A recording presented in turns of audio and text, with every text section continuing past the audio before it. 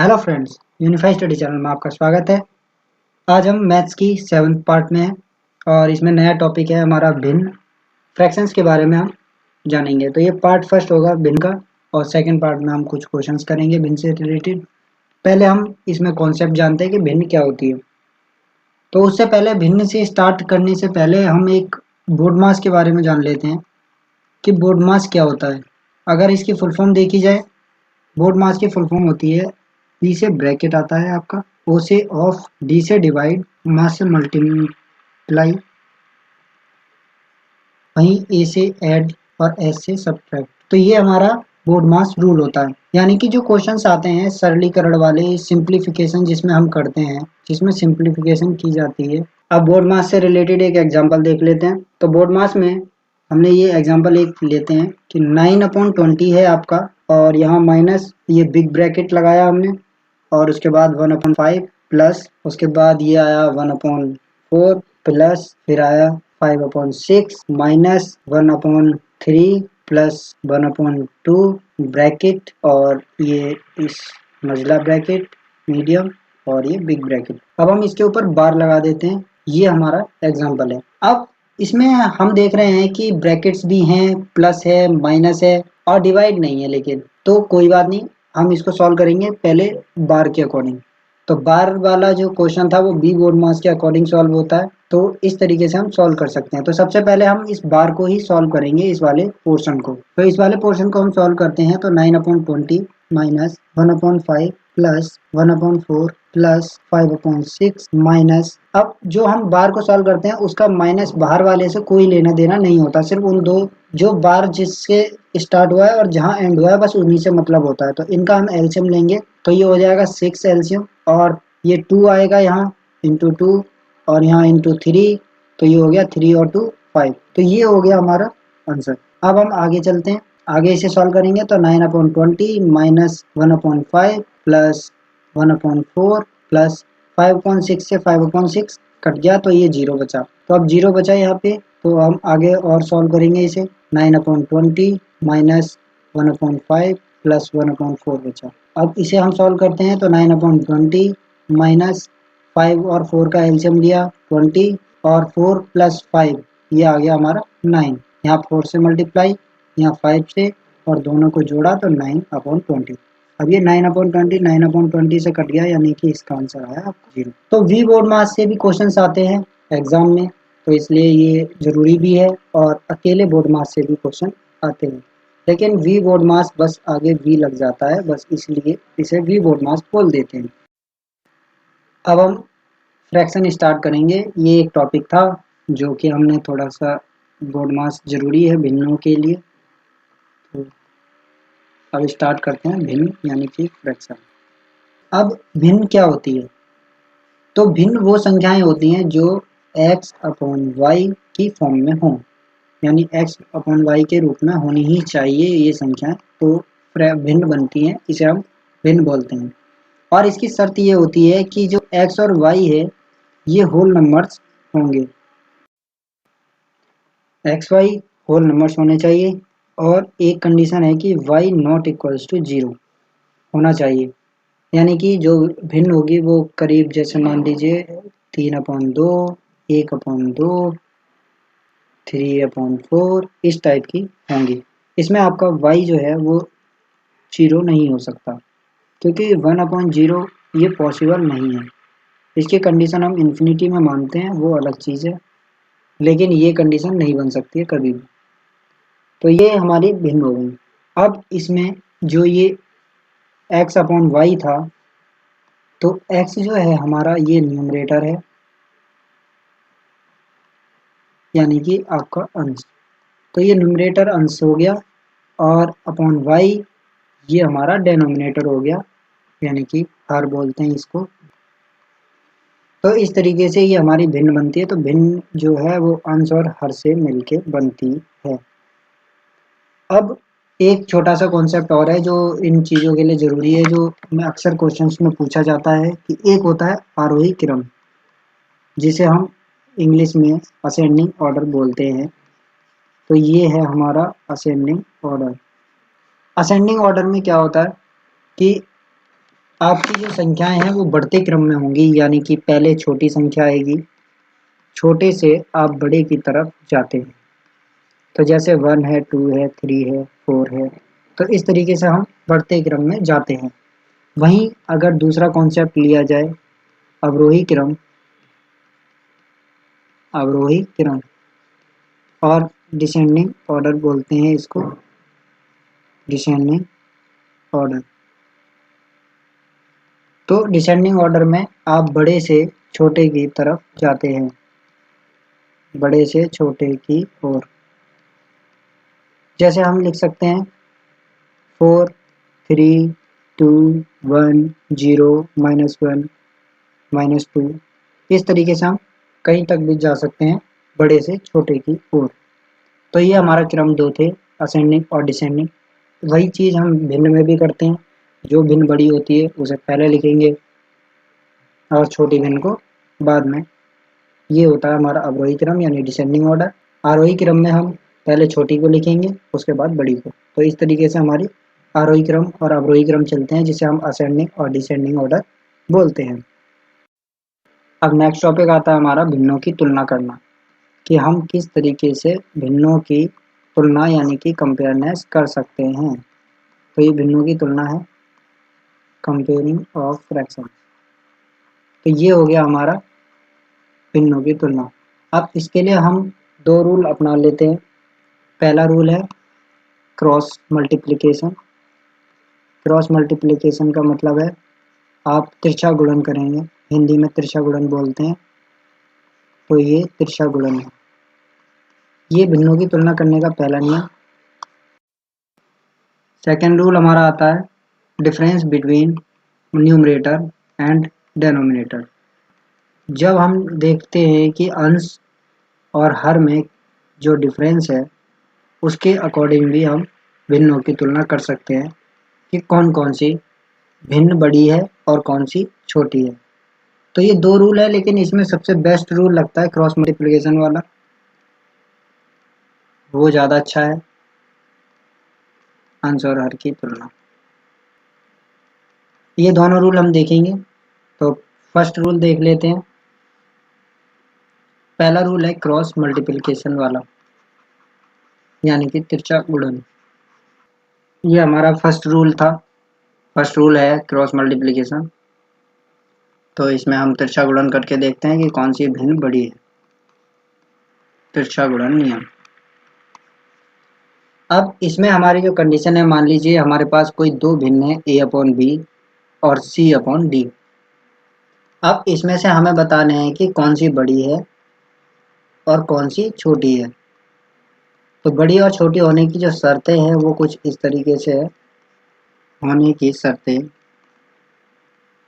तो फर्स्ट शर्त है कि a और d का मल्टीप्लाई हमने किया और इधर हमने तिरछा गुणन किया, तो ये हो गया b और c। अब इसकी जो फर्स्ट शर्त होगी कि अगर AD जो है आपका वो ग्रेटर देन हो BC से, तो जो भिन्न बड़ी होगी वो होगी A/B। ये B C/D से बड़ी हो जाएगी। अगर दूसरी कंडीशन है, अगर AD जो है वो स्मॉलर देन हो जाए आपकी AD, तो BC आएगा। तो जो A/B है वो छोटा हो जाएगा C/D से। यानी कि ऊपर वाले अंश से ही हम देख सकते हैं, जो ऊपर वाले न्यूमरेटर है इसका जो तिरछा गुणन है वो बड़ा हो जाए तो ये भिन्न बड़ी हो जाएगी। अगर इधर वाला बड़ा हो जाए तो जो हमारा C/D है वो बड़ा हो जाएगा। इसका न्यूमरेटर बड़ा हो जाता है मल्टीप्लाई करने पर। तो अब हम इसके एग्जांपल्स ले लेते हैं। फर्स्ट एग्जांपल हमने लिया 25/31 और 19/24, वहीं 16/19, 21/27 और 13/17। इसमें से सबसे बड़ी भिन्न बतानी है हमें, सबसे बड़ी भिन्न। अब इसमें हम क्रॉस मल्टीप्लिकेशन वाला रूल लगाएंगे। तो क्रॉस मल्टीप्लिकेशन वाले रूल से हम पहले इन दो भिन्न को ले लेते हैं, 25 अपॉन 31 और 19 अपॉन 24। पहले इनमें देख लेते हैं कि कौन सी बड़ी है। तो पहले हम क्रॉस मल्टीप्लिकेशन करेंगे 25 इंटू 24 का, तो ये हमारे पास आ जाएगा करीब 600। और वहीं अगर हम 31 इंटू 19 का करेंगे तो ये हमारे पास आएगा 589। तो अब देखते हैं कि हम 25 इंटू 24 में जो 600 है वो इससे ग्रेटर देन है। तो 589 छोटा है, तो इसका मतलब इसका जो अंश था ये 19 वाला अंश ये छोटा है, तो इसमें जो 25 अपॉन 31 ग्रेटर देन हो गई 19 अपॉन 24 से। तो इस तरीके से हम पता कर सकते हैं। अब जब हमें पता चल गया कि 25 अपॉन 31 बड़ी है, तो हम इसे निगलेक्ट कर देंगे क्योंकि हमें सबसे बड़ी भिन्न पता करनी है। तो अब हम तीसरी वाली संख्या से कंपेयर करेंगे जो इसमें से बड़ी आई है। नेक्स्ट अब हम करेंगे 25 अपॉन 31 और कॉमा 16 अपॉन 19 का। ये हमारी तीसरी संख्या है। हम यहाँ देख सकते हैं कि थर्ड संख्या जो हमारी है वो 16 अपॉन 19 है, तो इसलिए हम अब तीसरी वाली संख्या से करेंगे। तो अब इनका मल्टीप्लाई कर लीजिए, 25 का मल्टीप्लाई 19 के साथ और 31 का मल्टीप्लाई 16 के साथ। अब हम इसी तरीके से इसका जो मल्टीप्लाई करेंगे तो हमारे पास आएगा 25 इंटू 19 करेंगे तो 475 हमारे पास आ जाएगा। वहीं 31 इंटू अगर 16 का करते हैं तो ये आएगा हमारे पास 496। अब हम देख रहे हैं कि 475 छोटा हो गया और 496 बड़ा हो गया, तो ये जो 16 वाला मल्टीप्लाई है ये बड़ा है, तो इसलिए 16 अपॉन 19 जो है वो ग्रेटर देन हो गया 25 अपॉन 31 से। पिछले वाले में 25 अपॉन 31 बड़ा था, इस बार 16 अपॉन 19 बड़ा हो गया, तो हम इसे छोड़ देंगे। अब हम अगली संख्या को लेंगे। तो अब हम देख लेते हैं कि 25 अपॉन 31 भी कैंसिल हो गया। अब 19 अपॉन 24, अब ये बड़ी संख्या हो गई है। अब हम इसे चौथी वाली संख्या से कंपेयर करेंगे। तो चौथी संख्या है 21 अपॉन 27। अब हम देखते हैं कि नेक्स्ट क्वेश्चन हम ऐड कर लेते हैं कि 16 अपॉन 19 का 21 अपॉन 27 के साथ। तो हम फर्स्ट मल्टीप्लाई करेंगे 16 इंटू 27 का, तो 16 इंटू 27 और दूसरा करेंगे हम 19 इंटू 21 का। तो 16 इंटू 27 का जब हम मल्टीप्लाई करते हैं तो ये आ जाता है करीब 432 के, और 1921 का अगर हम करते हैं तो ये करीब आ जाएगा आपका 399 के। अब हम यहाँ देखते हैं कि 16 इंटू 27 बड़ा है और यहाँ 399 छोटा है। तो जब 399 छोटा है तो ये वाली छोटी हो गई और ये बड़ी हो गई, क्योंकि 16 वाला मल्टीप्लाई बड़ा है तो 16 वाला बड़ा हो जाएगा। तो ये हमारा हो गया 16 अपॉन 19 ग्रेटर देन 21 अपॉन 27। अब हम देख लेते हैं कि हमारी ये संख्या जो है ये छोटी हो गई, तो ये क्रॉस हो जाएगी। अब आगे का ये हमारा 16 19 जो है वो लास्ट संख्या से कंपेयर किया जाएगा कि इन दोनों में कौन सी बड़ी है। तो आगे हम देख लेते हैं। तो जो नेक्स्ट है वो हमारा आ जाएगा 16 अपॉन 19 का जो हम कंपेयरिंग कर रहे थे वो हम कर रहे हैं 13 अपॉन 17 के साथ। अब हम मल्टीप्लाई करेंगे 16 इंटू 17 का और 19 इंटू 13 का, यही करेंगे। तो 16 इंटू 17 का अगर हम मल्टीप्लाई करते हैं तो ये करीब आएगा आपका 272 के, और जो 19 इंटू 13 करते हैं ये आ जाएगा हमारा 247 के। तो हम देख रहे हैं कि 272 बड़ा है और 247 कम है, तो ये जो 16 वाला मल्टीप्लाई था यही बड़ा है। तो लास्ट में हम देख रहे हैं 16 इंटू 9 16 अपॉन 19 जो ग्रेटर देन है वो 13 अपॉन 17 के बड़ा है। अब हम पीछे देख लेते हैं क्वेश्चन में क्या था। अब हमारी 13 अपॉन 17 भी कट गई, तो बची क्या 16 अपॉन 19। तो लास्ट में जो कंक्लूजन निकला वो है 16 अपॉन 19 जो है वो सबसे बड़ी भिन्न है। तो ये हमारा क्रॉस वाला है। अगर आप इसकी प्रैक्टिस करेंगे तो और तेज़ी से कर सकते हैं। यहाँ बताने में स्लो हो जाता है, लेकिन ये प्रोसेस काफ़ी सिंपल है और अच्छी भी है। इससे हर भिन्न को हम कंपेयर कर सकते हैं ज़्यादा किसी कैलकुलेशन के। अब नेक्स्ट देख लेते हैं। नेक्स्ट जो सेकंड रूल है हमारा वो आ जाएगा। अब सेकंड रूल है हमारा अंश और हर की तुलना से। इसमें हम डिफरेंस निकालेंगे, अंश यानी कि न्यूमरेटर और हर का यानी कि डिनोमिनेटर का। तो इससे भी हम पता कर सकते हैं कि कौन सी न्यूमरेटर बड़ा है या कौन सी भिन्न बड़ी है, उससे हम पता कर लेते हैं। इसके दो कंडीशन है। फर्स्ट कंडीशन है कि जब, इसमें हम देख लेते हैं कि जब न्यूमरेटर, हमारा जो अंश है, न्यूमरेटर एंड डेनोमिनेटर, यानी कि हर और ये हमारा अंश, न्यूमरेटर और डेनोमिनेटर का डिफरेंस यानी कि अंतर समान हो, यानी कि जो हमारा जितनी भिन्न होंगी सब में डेनोमिनेटर और न्यूमरेटर का डिफरेंस समान होना चाहिए, तब ये कंडीशन अप्लाई होगी। और जो डेनोमिनेटर है यानी कि हर, वो अंश से बड़ा हो, हर अंश से बड़ा हो।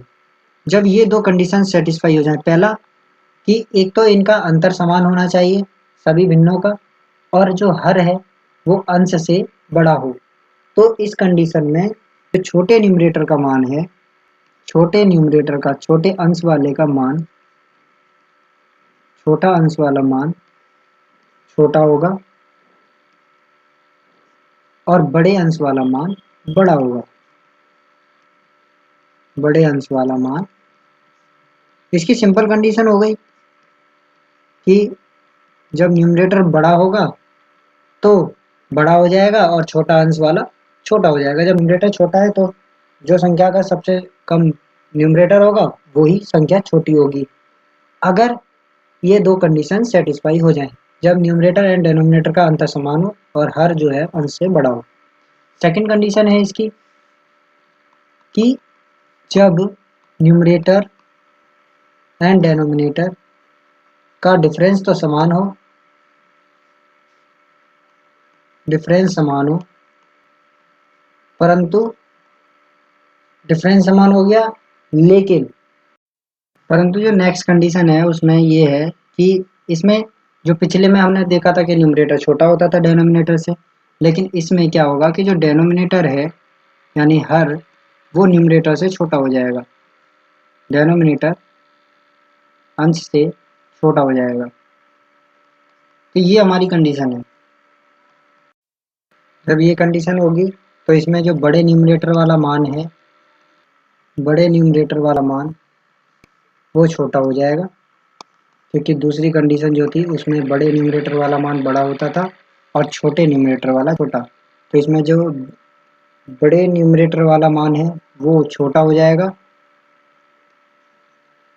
बड़े न्यूमरेटर वाला मान छोटा और छोटे न्यूमरेटर वाला मान बड़ा हो जाएगा। छोटे न्यूमरेटर वाला मान छोटा हो, छोटे न्यूमरेटर वाला मान बड़ा हो जाएगा। तो ये दो कंडीशन सेटिस्फाई होती हैं। अब हम नेक्स्ट देख लेते हैं इसके एग्जांपल्स क्या क्या हो सकते हैं कि हम अंश और हर से कैसे क्वेश्चन निकालेंगे। तो अंश और हर से इस तरीके से होगा, जैसे ये एग्जांपल हमने लिया 3/4, 5/6, 6/7 और लास्ट में 2/3 एंड 4/5।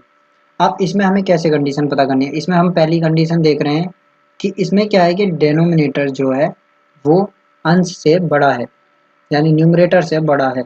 इसमें देखिए सारी जितनी भी हमने संख्याएं ली हैं सब में डेनोमिनेटर अंश से बड़ा है। तो अब हम इसका डिफरेंस देख लेते हैं। तो 4 - 3 = 1 आ रहा है, वहीं 6 - 5 = भी 1 है, और 7 - 6 = 1 है, और ये 3 - 2 = 1 है, वहीं पे 5 - 4 भी 1 है। तो इसमें हम डिफरेंस देख रहे हैं कि डिफरेंस सेम है। तो ये फर्स्ट कंडीशन है। सेकंड कंडीशन ये थी कि इसमें डेनोमिनेटर बड़ा है, तो इसमें जो सबसे छोटा फाइंड करना है हमें, इस वाली भिन्नों में सबसे छोटा फाइंड करना है हमें कि सबसे छोटी भिन्न कौन सी होगी। तो सबसे छोटी भिन्न, अब इसकी जो क्वेश्चन, इसमें सबसे छोटी भिन्न हमें फाइंड करनी है, तो ये हमारी भिन्न होगी। अब इसमें हम देख रहे हैं कि जब डिफरेंस सेम है और न्यूमरेटर जब बड़ा होता है, न्यूमरेटर छोटा होता है, जब न्यूमरेटर छोटा हो, तो हम देखते हैं कि जो सबसे बड़ा न्यूमरेटर होगा वो बड़ी संख्या होगी, यानी कि इसमें अगर हम सबसे छोटी की बात करें तो सबसे छोटा न्यूमरेटर इसमें 2 है, तो इसलिए सबसे छोटी भिन्न 2/3 हो गई, ये सबसे छोटी भिन्न हो गई। अगर हम वहीं पे बड़ी भिन्न की बात करें तो सबसे बड़ा जो न्यूमरेटर है वो 6 है, तो इसलिए 6/7 बड़ी भिन्न होगी। हम इससे दोनों का पता कर सकते हैं अगर डिफरेंस और जो नीचे का डेनोमिनेटर है वो बड़ा हो न्यूमरेटर से। अब जो सेकंड कंडीशन थी उसके अकॉर्डिंग भी एक क्वेश्चन देख लेते हैं या आंसर इसका एग्जांपल। तो 7/4 हमने लिया, उसके बाद 14/11 है, और उसके बाद 11/8, उसके बाद 10/7, अब इसमें 8/5 देख लिया। अब हम देख रहे हैं कि इनमें जो डिफरेंस है 7 - 4 = 3 है, 14 - 11 = 3, 11 - 8 = 3, 10 - 7 = 3, 8 - 5 = 3।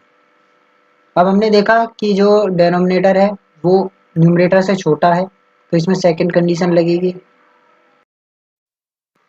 जब ये कंडीशन होती थी कि सबका डिफरेंस सेम हो और न्यूमरेटर डेनोमिनेटर से बड़ा हो, तो इस कंडीशन में हम देखते थे कि जो सबसे छोटा न्यूमरेटर होगा वो बड़ी भिन्न होगी, और जो सबसे बड़ी न्यूमरेटर होगा वो सबसे छोटी भिन्न होगी। तो इसमें हम देखते हैं कि सबसे छोटा न्यूमरेटर क्या है। पता चलता है कि 7/4 इसमें सबसे छोटा न्यूमरेटर है, तो इसका मतलब यही सबसे बड़ी भिन्न होगी। तो ये तो हो गई हमारी सबसे बड़ी भिन्न फ्रैक्शन, सबसे बड़ी भिन्न। और वहीं पे अगर हम सबसे छोटी भिन्न की बात करें जो छोटी है, तो उसमें जिसका न्यूमरेटर सबसे बड़ा हुआ, और इसमें हम देखते हैं कि सबसे बड़ा न्यूमरेटर कौन सा है, तो हम देखते हैं कि 14, तो 14/11 है वो सबसे छोटी भिन्न हो जाएगी। तो ये हो गई हमारी सबसे छोटी भिन्न। तो इस वीडियो में हम आज के लिए बस इतना ही रखते हैं। कल हम इसके क्वेश्चंस देखेंगे जो भिन्न से रिलेटेड सही सही क्वेश्चंस होंगे, उसमें बोर्ड मार्क्स का रूल भी लगता है। तो उन क्वेश्चंस को देखेंगे कि हम सरल भिन्नों में किस तरीके से तोड़ सकते हैं। तो आज के लिए बस इतना ही, धन्यवाद।